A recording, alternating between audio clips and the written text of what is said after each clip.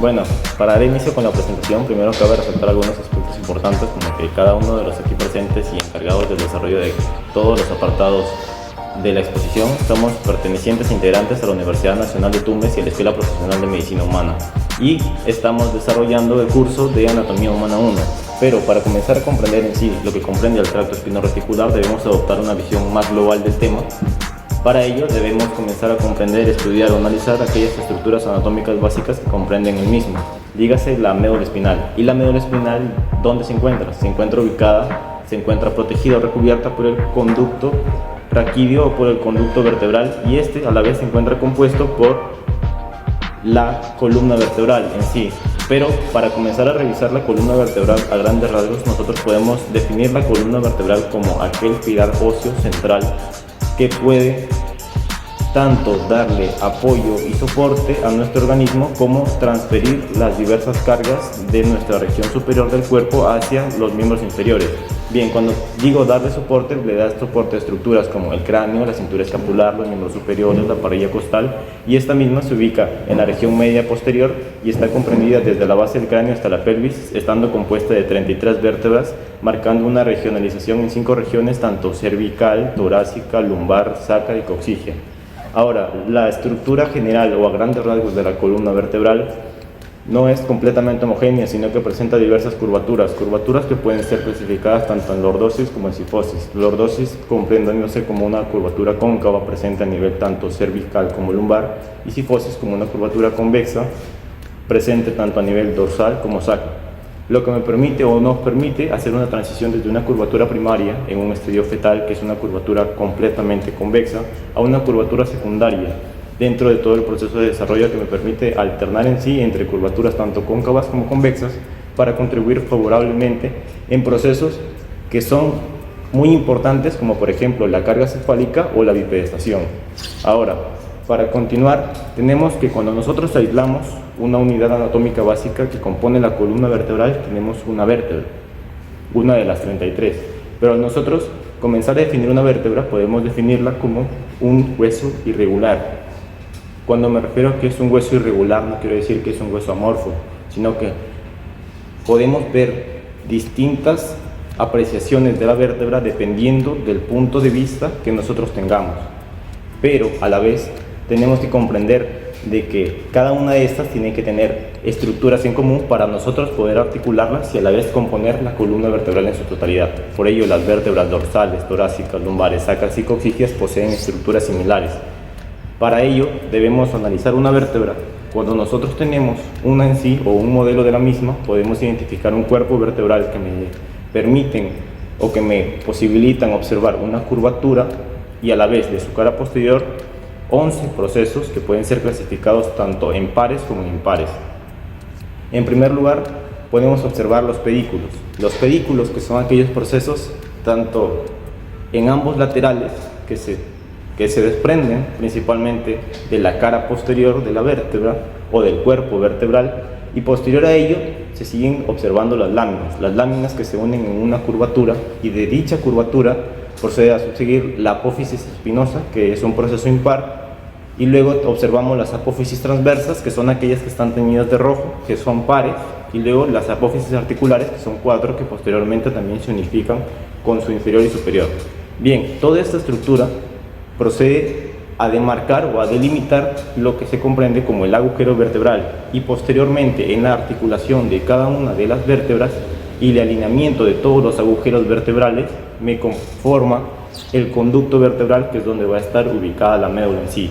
Pero cuando nosotros articulamos todas las vértebras, se pueden articular tanto por sus apófisis o por sus cuerpos, como por ejemplo mediante articulaciones tanto cartilaginosas como sinoviales. Ahora, cuando se articulan por sus cuerpos, tenemos que entre los cuerpos de cada vértebra se puede presentar un disco intervertebral que puede estar compuesto tanto por un anillo fibroso como por un núcleo pulposo. El anillo fibroso estando compuesto por células de colágeno y el núcleo pulposo por células fibrocartilaginosas debidamente diluidas o comprendidas en una matriz de estructura gelatinosa, ¿no? Explicando sus funciones, el anillo fibroso principalmente contiene el núcleo pulposo. Cuando éste está sujeto a presiones, suele dilatarse Y cabe recalcar que a medida de que pasan los años o con la edad, el anillo fibroso se va desgastando, lo que puede producir o lo que puede dejar a una persona estando más propensa a una herniación, es decir, a un desborde del núcleo pulposo, lo que puede afectar a las estructuras tanto adyacentes como subyacentes, como cabe recalcar que podría ser la médula. Ahora, para pasar a comprender la médula espinal en sí, podríamos definir la médula espinal como un cordón cilíndrico que es alargado y está compuesto de tejido nervioso, pero también está protegido por estructuras óseas como las vértebras o la columna vertebral a grandes rasgos. Y además, por las tres capas meninges mencionadas desde dentro hacia afuera: pía madre, aracnoides y dura madre, ubicada en el conducto vertebral y que tiene como longitud entre 40 y 42 centímetros de largo y 1 centímetro de ancho. Y sus funciones principalmente son conectar el encéfalo con la periferia y viceversa, es decir, definir o establecer una vía bilateral, pero también implica su participación en el arco reflejo. Ahora, la médula, y de la médula se desprenden 31 pares de nervios espinales que a la vez están compuestos por dos ramas, una anterior y una posterior. En el caso de la rama posterior, esta última presenta un engrosamiento o un ensanchamiento que puede ser denominado como ganglio espinal. Y de ambas ramas, ¿cómo es que se fusionan? Bien, al momento de fusionarse, principalmente estas pasan por el conducto vertebral y a la par por el agujero intervertebral, donde posteriormente se fusionan para dar origen al nervio espinal, que por lógica tendría que ser de tipo mixto, es decir, que conduce tanto aferencias como eferencias, que está relacionado a lo sensitivo y a lo motor. Muy bien, ahora a continuación hablaremos acerca de la configuración externa de la médula espinal. La configuración externa de la médula espinal debemos encontrar que esta presenta dos ensanchamientos, tanto uno cervical como uno lombosacro. La intumescencia cervical abarca lo que es la vértebra C3 a T2 y la región lombosacra abarca lo que son las vértebras L1 a S3. Estas son muy importantes o prominentes porque son las que van a acomodar las fibras nerviosas relacionadas con la inervación de los miembros superiores e inferiores. En su porción terminal o más caudal vamos a observar que esta médula espinal tiene una estructura en forma de cono, conocido como cono medular, y luego tenemos que esto tiene continuaciones en un fino cordón, digamos, de tejido conectivo, que es una continuación de la pía madre denominado filón terminal interno. Luego también tenemos un filo terminal coccigio que se proyecta caudalmente desde lo que es la segunda vértebra sacra hasta la primera vértebra coccigia o ligamento coccigio. Esto es conocido, como ya mencioné, como el filón terminal externo. Ahora continuaremos con las capas membranosas que recubren lo que es el recubrimiento meningio de la médula espinal. Estas van a ser tres, desde la más externa a la más interna. Tenemos primero la dura madre, la aracnoides y la pía madre. La dura madre es la capa más externa y más rígida o resistente, y lo que va digamos, a funcionar en su importancia es que da la protección y mecanismo a la médula espinal. La aracnoides, que es la capa intermedia y la que contiene el líquido cefalorraquídeo, además de ser que tiene una estructura en forma de telaraña y es para amortiguar y contener los nutrientes de la médula espinal. Luego tenemos la pía madre, que es la que está más plegada a la superficie de la médula espinal y tiene tejido conectivo delgado y lo que es también vascularizado. Luego tenemos lo que es la configuración interna de la médula espinal. La configuración interna va a contener lo que es la sustancia gris y la sustancia blanca. Dentro de la sustancia gris se van a contener lo que son los cuerpos de las neuronas, y así también tenemos que la sustancia gris central posee una configuración diferente, ya que es una forma de una letra como la H y es también conocida como una forma de mariposa. Esta, en su porción más anterior o ventral, representa lo que es el asta anterior, y luego en su porción más posterior es el asta posterior, que representa una función principalmente motora. En lo que son los niveles T1 y L3 de la vértebra, esos niveles de la vértebra, tenemos que esta va a presentar unas astas laterales que contienen las neuronas del sistema nervioso simpático. Además, en el centro de la sustancia gris vamos a encontrar una estructura, o sea, un espacio, es un conducto central que contiene lo que es el líquido cefalorraquídeo. En la sustancia blanca vamos a ver que es importante porque es la que contiene principalmente axones mielénicos, que son los que van a hacer que fluyan más rápido y consistentes lo que son las terminaciones nerviosas desde la periferia. Muy bien, continuando con lo que es la sustancia gris en su organización laminar, tenemos que esta contiene distintas organizaciones laminares. Son porciones seccionadas en distintos números que van a ocupar un espacio y van a realizar distintas funciones. Entre las porciones 1, 2, 3 y 4, las láminas 1, 2, 3 y 4, que se encuentran más en la parte posterior de la sustancia gris, se van a encargar de lo que son las relaciones de las sensaciones estereoceptivas. En cambio, en la porción 5 y 6, que se encuentra más en la base del cuerpo posterior, vamos a encontrar lo que son las relaciones con las sensaciones propioceptivas. En la porción séptima, que se encuentra casi en la parte medial y posterior de lo que es la sustancia gris, vamos a encontrar que este lleva el relevo entre lo que es el mesencéfalo y el cerebelo. En la porción octava, que la encontramos casi totalmente en el asta anterior de la médula de la sustancia gris, esta, digamos, modula la activación motora. La porción novena, que se encuentra aquí también en la porción más posterior de la sustancia gris, es que la principal área motora de la médula espinal. Luego, en la sustancia gris central, que es la sustancia 10, es la que rodea el conducto central, la que contiene la neuroglía. Luego vamos a ver una pequeña introducción de las vías y tractos desde una visión transversal de lo que son las vías ascendentes y descendentes. En lo que son las vías ascendentes, vamos a ver que estas, digamos, van a llevar la información sensorial hasta la corteza cerebral. La información sensorial recibida desde la periferia hasta la corteza cerebral, cabe resaltar hasta cualquier giro o circunvolución. Y estos procesos, estos tractos desde las vías ascendentes, tenemos que tiene tres segmentos importantes, que son las neuronas en órdenes. Que tenemos una neurona de primer orden, de segundo orden y de tercer orden. La neurona de primer orden es la que recibe el estímulo y lo transmite hacia la médula espinal. Las de segundo orden son las que llevan la señal por la médula espinal hasta el tallo del tronco encefálico.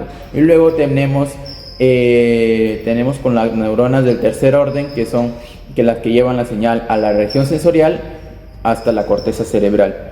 Después tenemos de haber realizado un tracto ascendente, un tracto descendente. Los tractos descendentes son los que llevan los impulsos motores y viscerales hacia la médula.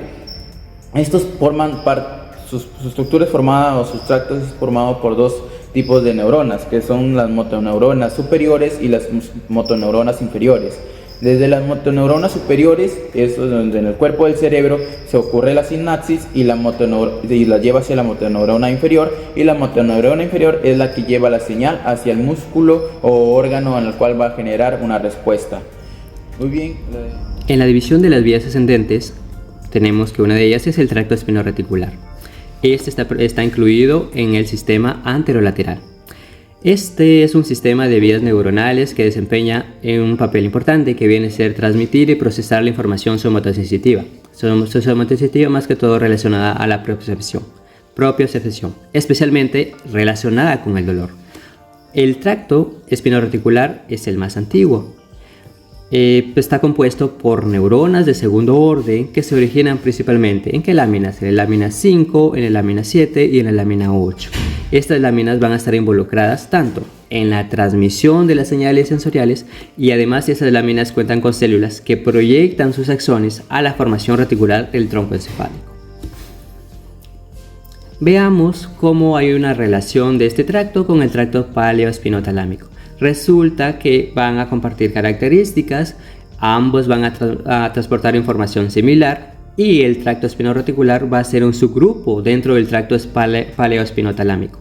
Ahora, ambos están involucrados en la transmisión de información tanto nociceptiva y información no nociceptiva, y ambos juegan un papel en las respuestas emocionales y afectivas asociadas al dolor. ¿Cuáles son los componentes ipsilaterales y contralaterales? Resulta que un estímulo ipsilateral es que las fibras que transmiten información va a ser del mismo lado del cuerpo donde se origina. En cambio, contralateral es que mientras que otras fibras transmiten información de un lado opuesto. Esta característica le permite al tracto espino-reticular tener una amplia distribución de información somatosensitiva a través tanto de la médula espinal y el tronco encefálico. Veamos el ascenso del tracto espino-reticular. ¿Cómo es que se da? Este tracto espinoreticular va a ascender por el cuadrante anterolateral de la médula espinal. Es aquí donde tenemos la sustancia blanca de la médula espinal. Esto le va a permitir que la información somatosensitiva llegue tanto al tronco encefálico y otras áreas superiores del sistema nervioso central. ¿Cómo es que relacionamos el dolor con el tracto espinoreticular? Resulta que hay una relación al punto que este tracto espinoreticular va a responder a una variedad de estímulos ya mencionados, de estímulos nocioactivos y nocioactivos. Estos van a ser tanto periféricos, cutáneos y viscerales. Si vemos el dolor, resulta que el tracto espinoreticular está involucrado en su transmisión, está involucrado en las respuestas emocionales y afectivas, y está relacionado respecto a las respuestas neurovegetativas. Ahora, también se relaciona con los cambios de la presión arterial, la frecuencia cardíaca y la activación del sistema límbico. Siguiendo, vamos a ver cómo es que el tracto desempeña un papel importante en la modulación y procesamiento del dolor. Resulta que una vez que el tracto espinoreticular alcanza, es decir, los estímulos alcanzan el tronco encefálico, sus proyecciones van a terminar en numerosos núcleos de la formación reticular. De estos núcleos, la información continúa ascendiendo. ¿A través de qué? A través de las fibras reticulotalámicas, que van a conducir impulsos dolorosos ¿a qué partes? Al tálamo, al hipotálamo que lo encontramos por aquí, y también al sistema límbico. Es así que desempeñan un papel importante en modular y procesar el dolor. Ahora, ¿cómo se da la percepción y experiencia del dolor? ¿Qué papel cumple el tracto espinoreticular? Resulta que desde el tálamo, el tracto espinoreticular va a emitir información que llega ¿a qué núcleo? Al núcleo lenticular, y va a llegar también a varias áreas corticales. Esto implica que la información somatosensitiva procesada en este tracto espinoreticular se va a dirigir a tanto áreas subcorticales como áreas corticales del cerebro. Es ahí donde hay una percepción y experiencia del dolor. Ahora, estos tractos espinoreticular van a relacionarse con el tracto estalámico. Resulta que en la formación reticular también se originan diversos tractos, y este tracto viene a ser los tractos extratalámicos, que van a aportar información nocioactiva de forma directa al córtex cerebral y a las estructuras límbicas. Es así que ambos tractos permiten la conexión directa de las vías somatosensitivas a las áreas responsables de la percepción y la respuesta emocional al dolor. ¿Pueden imaginarse un día si no sintieran dolor? ¿Qué puede pasar en nuestras vidas si no sintiéramos este mismo? Es aquí donde el tracto espinoreticular radica su importancia, en que al ser un sistema de las vías neuronales, va a cumplir un papel importante en transmitir y procesar la información somatosensitiva, especialmente con el dolor, claro, ¿no? Y su relación con varias estructuras, como el tálamo, el córtex cerebral, las estructuras límbicas, o también con la formación reticular. Esta es una que va a contribuir a la experiencia global del dolor y las respuestas emocionales asociadas a él. Muchas gracias por ver el video. Suscríbase y denle like. Nos vemos.